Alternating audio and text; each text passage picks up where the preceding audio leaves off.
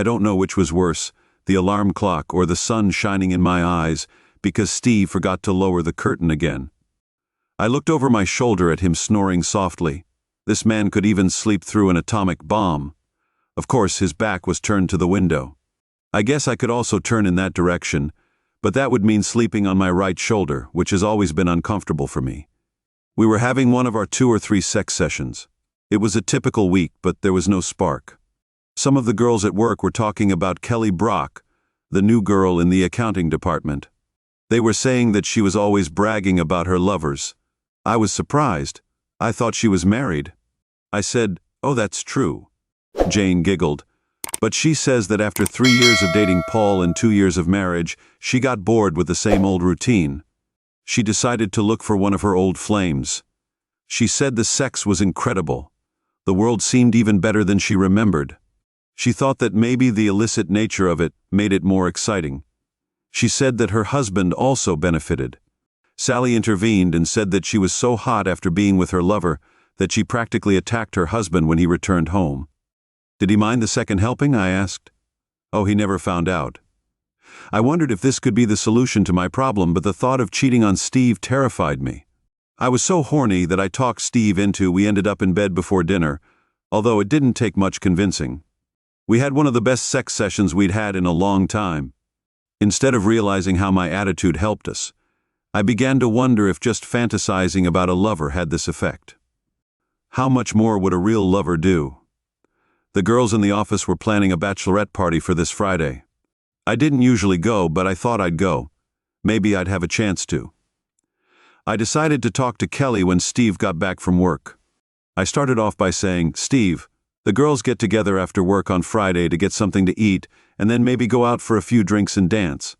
I thought it sounded a bit strange, so I added, "Why don't you go with them? It'll be good for you to let your hair down and move away from your usual worries." I wondered if he'd be so keen if he knew what I was thinking. I'm not planning on going out, though.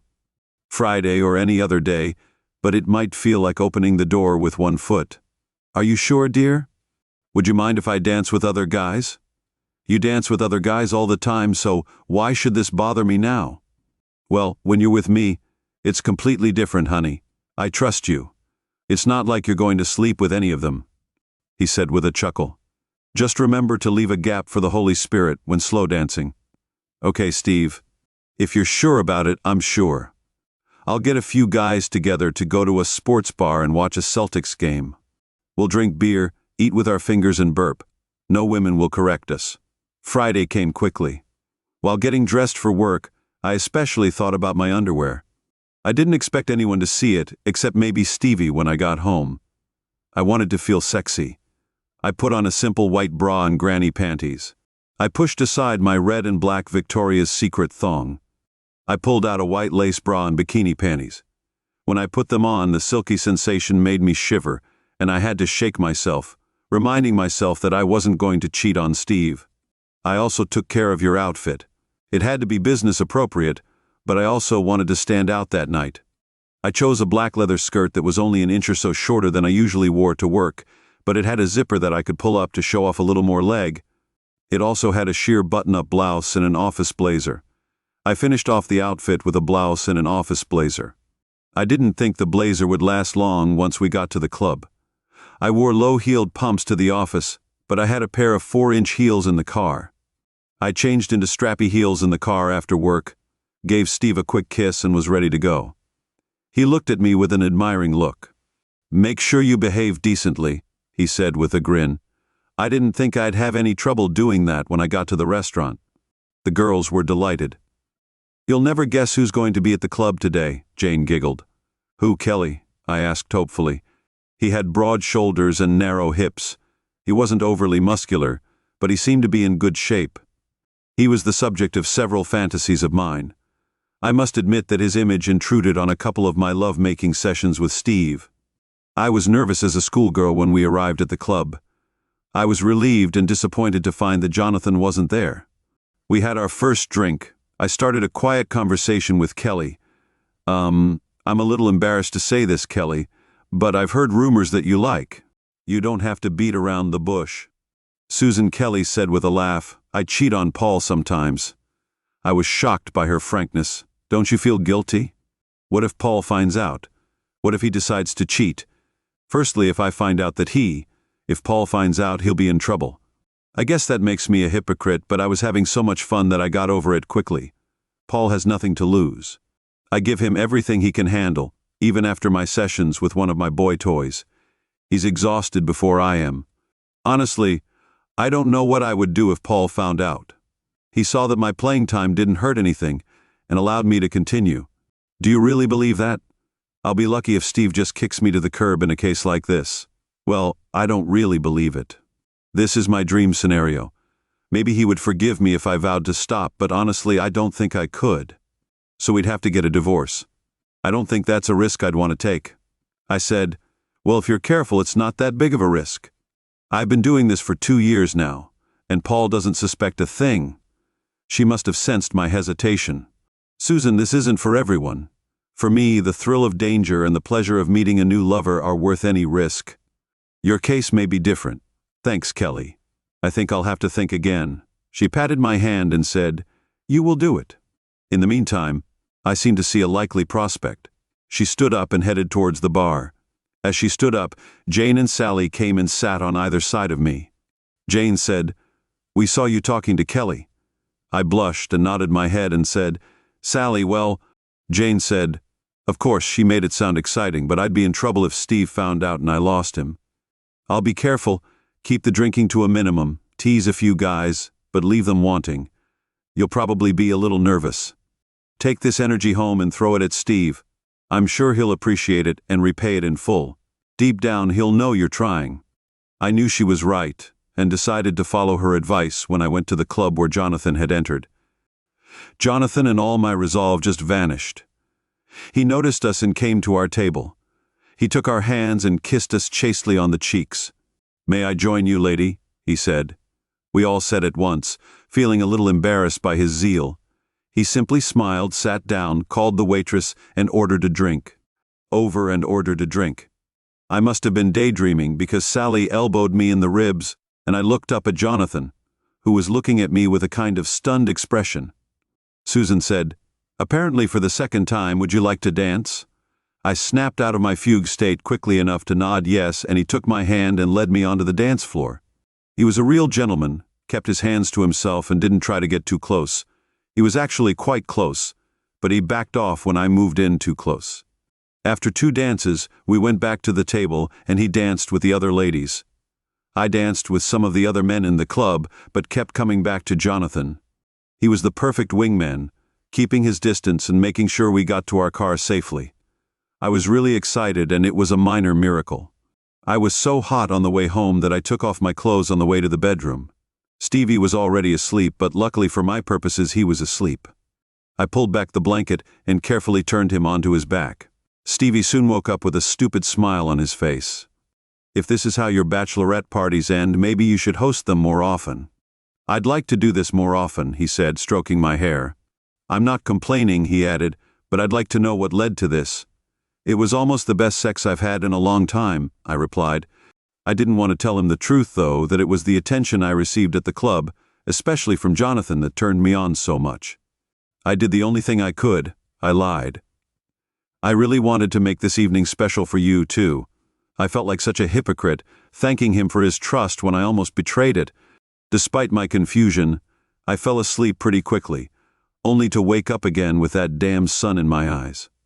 I looked at Steve, who was snoring quietly with a blissful smile on his face. I briefly thought about waking him up with breakfast, but decided against it.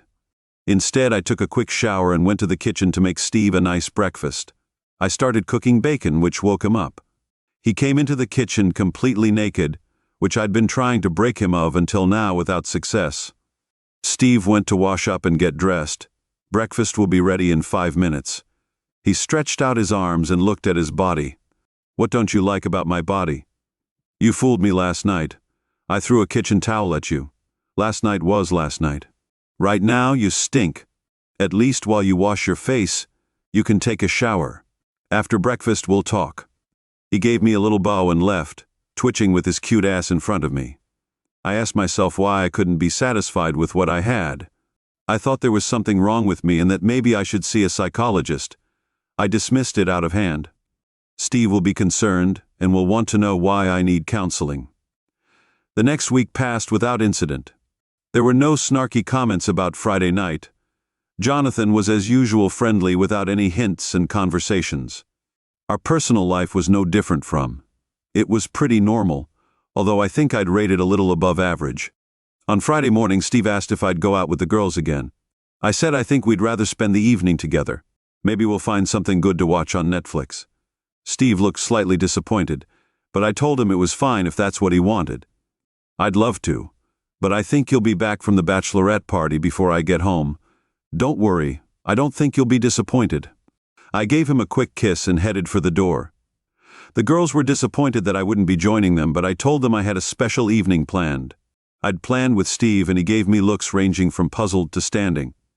Then they left to go about their business. I left work a little early to prepare a special dinner and got home just in time for dinner to be ready shortly after Steve returned right on schedule. I heard Steve's car pull up to the house from the kitchen. I saw Steve sniffing the aromas wafting from the kitchen. Definitely smells good, he said. For what occasion? No reason. I just wanted to cook a special dinner for my special husband. Special husband? Does this mean that there is some ordinary husband which should I worry about? No, silly. You're my only husband. Steve said, "You're my only husband, but you're special to me, so I wanted to do something special for you. You already did something special for me last Friday." Steve looked around, confused. "Eat," I said, shaking my head. "Come on, help. I'll get the food and then tell you about my day." We ate well, and Steve said I was a great cook. "Since you've already cooked, I'll clean up." I said this food was my gift to you. We ended up putting away the dishes together, which was fun. The dishes would sit there while our play became more sexual. When did we lose this joy and spontaneity? We were heading into the living room for our usual Netflix night when Steve touched my arm. "Why don't we go to the bedroom?" he said. I nodded eagerly, took his hand and followed him into our bedroom as I reached up to unbutton my blouse. Steve put his arm around me and kissed me. We kissed passionately, our tongues touching as we stroked each other's backs. I was a little disappointed when Steve pulled away, but it was only so he could unbutton my blouse himself. He was a bit slow as he undid the buttons, but he did it carefully. He kissed me first on the neck, then further down to my cleavage. I reached up to pull my blouse out of my skirt, unbuttoning it at the bottom until our hands met. Steve pulled it off my shoulders and let it fall to the floor. My bra followed it to the floor shortly after. Steve kissed the valley between my breasts as my skirt fell to the floor, along with my blouse and bra. I ripped Steve's shirt off, sending the buttons flying everywhere. He grabbed my hands as I reached for his belt. "Last week it was for me," he said. "Today it is for you." I didn't resist when he picked me up and laid me across the bed. My legs hung down from the edge. I told him to get a move on, and the rest of the weekend went pretty much as planned. Steve and I shared a lot of smiles on Monday morning, and Jane and Sally joined me for coffee. "We missed you on Friday night," Jane said. "What did you do that was more important then?" Sally replied. "I was really grateful to Steve for letting me go last Friday, so I cooked him a special dinner. He thanked me for dinner all evening." I said, laughing. They hit my hand. "Great girl," said Sally. "Will you come this Friday?" "I think so," I replied. "I'll have to check with Steve." "Are you 16? You have to ask your dad for permission to go on a date." Sally said, "This is wrong. It's just common courtesy. Steve wouldn't go out without consulting me either. Or it doesn't matter." "So, are you going out tomorrow night?" he asked. "I'm not sure. I think you should go." "Why do you want me to go so badly? Do you have a hot date?" "No," he said, laughing. "It's just that you almost never do anything for yourself. I think it will do you good. I know it was good for me too." "I'll think about it," I said. I was going to go out with Steve, but he gave me a nasty look. I said okay, but I don't guarantee a repeat of last time. He faked a pout and then said, "It's okay, honey. As long as you're having fun, I'll be happy." After watching TV, we went to bed to make tender love. I fell asleep at 1 a.m, wondering what tomorrow would bring. During a coffee break, Sally and Jane joined me again. Sally said, "Is Dad canceling your curfew tonight?" I was really starting to get annoyed. "Could you please stop this? I want you to know that it was Steve who talked me into going. He probably has his own plans. She said, "Why are you trying to create problems?" "I thought you were my friend. Sorry, Susan, I was just teasing you." "You're just so lucky. Many husbands don't understand everything that way. See you at Regis after work. I'll be there." I stood up to go back to my desk, wiping my sweaty palms on my skirt. I was surprised to see Kelly with Sally and Jane. "Sorry, but I can't make it to the club tonight. I've got a date." "Jane, you know you're playing with fire, right?" "Yes, I do. What if you get caught?" "Paul hasn't caught me in 2 years. He's just too distracted." Joyce from the payroll department said, "I'm at a loss. I don't think I know her." "Oh, that's right," said Sally. "She left before you joined the company. She had an affair with her boss. Her husband found out about this and beat the crap out of the guy. He had to serve 30 days in prison, and then he simply left. Joyce couldn't even divorce him for a year, so she lost their house because she couldn't pay the mortgage. Her boss lost his job and his family. Joyce eventually returned to her hometown to live with her mother. I had to remind myself to close my mouth, which was open in shock. She was just stupid. Firstly, you don't know where you're eating. Secondly, she had an affair. I rarely play with the same guy more than 2 or 3 times. There are too many emotional issues when you're having an affair, and you may get too comfortable and make mistakes. This will never happen to me. Famous last words. Jane laughed. The drama was over, so we headed into the club to find that Jonathan had already reserved a table for us. As soon as he saw us, he ordered a drink. I didn't know if I should be impressed that he remembered my drink from 2 weeks ago. I decided to put this tidbit aside while awaiting additional data.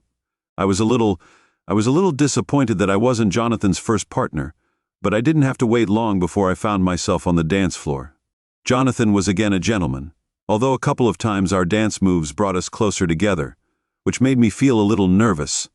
When I returned home, we didn't have a repeat of the first time. I was just as excited. In fact, I needed a shower before I went to bed. I didn't want to get into a situation where each of us owed something to the other. Steve surprised me a little by rolling over onto his left side to snuggle up against me, his right arm crossed over. I fell asleep with warm, fuzzy feelings of love. I was beginning to think that there might be something in Jane and Sally talking about this to spice up our love life on Friday night. I had some innocent fun with the girls, and Steve and I had more sex.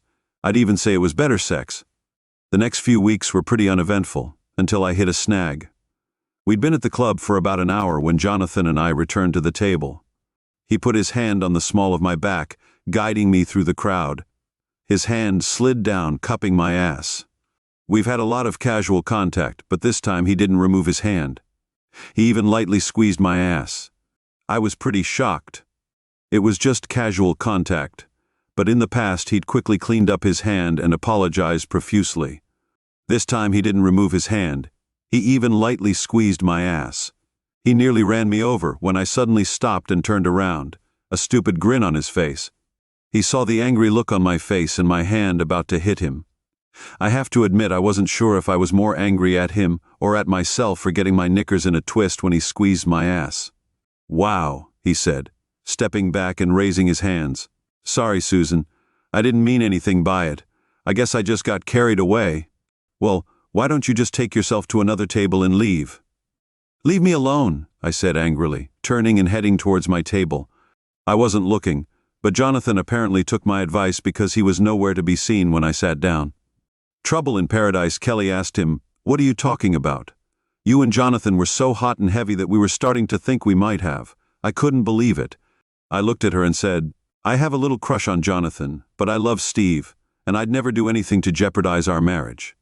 I know what I say, but I don't really mean it." I had enough. I put a 20 on the table, walked out, and went home. "You got back earlier than usual today. Are you feeling okay physically?" "Yes, but one of the guys went a bit overboard, and I just had to get out of there." "Who is this guy? Do you want me to teach him a lesson?" "I don't know why, but I didn't want Steve to know that. Jonathan was working with me. I don't know him. He was just a guy. I don't think I'll have any problems if he shows up again. If he does this next week, I'll slap him." Steve just smiled. "I think that's exactly what you'll do. Do you want to go to bed or sit for a while in a secluded corner?" "Sorry, Steve. I'm a little tired. I'm tired. Why don't I take a shower and we just cuddle? Of course, dear. Anything I can get you? No thanks, I'm fine. I went to the bathroom to take a shower when I went to bed. Stevie was in his pajamas. He usually sleeps naked, so I knew it was his way of saying there wouldn't be any mischief. I was really touched by the gesture and kissed him, which would normally be a prelude to hot sex. I climbed into bed and snuggled against Steve's body. He hugged me, but put his hand on my stomach, not my chest. I took his hand and pressed it to my chest until I fell asleep for a change. Steve got up first and Steve made me coffee and breakfast. He's pretty good in the kitchen, but I made sure he knew how much I appreciated it on Monday morning. Jonathan was all apologetic. Susan, I'm so sorry. I don't know what came over me. Jonathan, just give it up. It's over, I said, and left. I think the whole office felt the same. Jonathan didn't show up that Friday night, which was a shame as the other girl was looking forward to it. I didn't get to do much slow dancing, but I did get to dance with some new guys. However, I was soon limited to fast dancing. Girlfriend, you know exactly how to ruin an evening, Kelly said. I was in a very bad mood, I replied. Just because you like to. Just because someone acts like a cheater doesn't mean we all do. Maybe you're not just playing around. If looks could kill, I would already be dead. I was surprised she didn't throw her drink at me before leaving. Don't hold back, said Jane. Express your true feelings. Sorry, girls, I really didn't want to leave like that. To be honest, I felt a little guilty because I had a bad evening too. I said, it's okay, and started to cry. It's okay, said Susan. We all have bad evenings. Thank you, I said. I think that's enough for today. Luckily, Steve was asleep, so I didn't have to explain why I came home so early. I undressed, got into bed, and snuggled up against Steve. The following Friday night, I wasn't in the mood to answer Steve's questions, so I joined the girls for dinner. Jane said, if you go to a club, do you think you can resist cutting guys' knees off? Come on, Jane, Sally replied. It wasn't that bad. I was probably only asked to dance half as much as usual. Okay, I said. I was just about holding it together when we'd finished our second glass of wine. It was only when we'd drunk the second round that someone had the nerve to come up to us and ask us to dance. Jonathan came over, but he walked around us after the third drink. I went over and asked him to dance. He was a bit reluctant at first, but he gave in when I took his hand and lifted him up. Our dancing was... Jonathan seemed quite nervous and I could tell he was trying to hide it. Listen, John, I'm sorry I snapped at you. I just want to say that I'm a happily married woman and I'm just looking for a little fun, not a love affair. Jonathan had the good sense to blush. I'm so sorry, Susan. I'm not the kind of guy who goes after married women, but you're very attractive, and Kelly seemed to think you were ready to get a little naughty. I was stunned. What did she say? I practically dragged him back to my desk, where Kelly had a very smug look on her face. Kelly, what did you tell Jonathan about me? She still had that stupid grin on her face. I just told him that you were. I told you I was in love with him and might be interested in some extracurricular activities. I had to hold back. This is exactly the opposite of what I told you. Come on, everyone saw how excited you were. Yes, I was excited. This doesn't mean my brain was turned off. I took this turned-on feeling home and shared it with my husband. I know the guy I swore I'd leave everyone else with. You might want to try this someday. This time, she threw her drink in my face and ran away. Jam handed me a napkin, and I dried myself as best I could. I think it's time for me to go home, I said, sniffling. Are you okay to drive? After I'd had about 5 glasses of wine, she said, I'll take you home in your car, Jane. You can follow us to take me back. Thanks, Sally, I replied. I think it's probably for the best. I was silent the whole way home, and barely pulled myself together when we arrived at my house. Are you okay? Asked Sally. Do you want me to go with you? No, I replied. I think I need to do this myself. Just remember, we're only a phone call away. She handed me the keys before getting out and getting into Jane's car. They sat for a few minutes before driving away. I pulled myself together before heading over to Steve. I was alarmed and wanted to be honest, but I also wanted to save my marriage. Can I tell the truth? Or maybe not the whole truth? I still hadn't decided when I walked in. I'll see how Steve reacts before I spill the beans. Steve looked up as I entered. You're back early, honey. Everything's fine, he said. He hesitated when he saw the expression on my face. Steve, I need to talk to you about something. Steve had a pained expression on his face as he stood up from his chair, motioning for me to join him on the couch. He sat on one end, but I sat in the middle, taking his hands in mine. Steve, I haven't been completely honest with you lately. He visibly tensed and tried to free his hands. I held him tightly, not entirely fair, he remarked sarcastically. What does it mean? Did you cheat on me? Maybe I shouldn't have done it, but I was shocked. No, I didn't cheat, not really. This made him pull his hands away and jump up from his seat. How the hell did you not really cheat? What? No, we didn't. Have sex, but some of my actions wouldn't pass the husband test. What is a test for a husband? I did things I wouldn't do in your presence. What did you do that you don't think you would have done in front of me? Nothing that bad.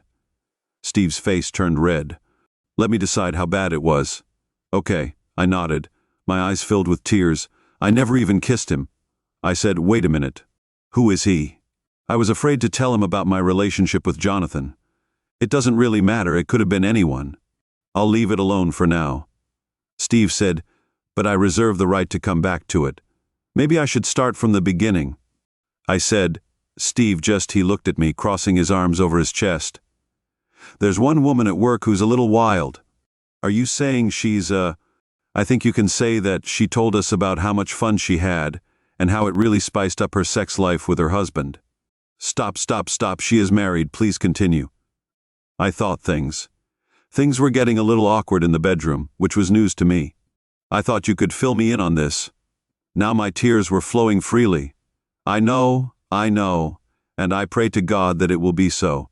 I guess I just thought it was normal after being married for a while, and thought maybe I could find a spark that would. I started going to bachelorette parties to help out. I think you remember that it was quite hot that first night. Oh, so that wasn't really a thank you, but rather because this other guy turned you on. I had to nod affirmatively, so why didn't you go next week? Guilt. I could only nod again, so why are you telling me all this? I have to admit that I liked how things heated up between us. Since you started spending your evenings there, our sex life has been pretty normal for a while. There was some casual contact, nothing that couldn't be explained by a crowded dance floor. Then there was the time he squeezed my ass. I think it was an evening when someone had a few drinks. I'm looking at the floor. When was it? Why are we only having this conversation now? I guess I was unconsciously giving signals that I could be open to more.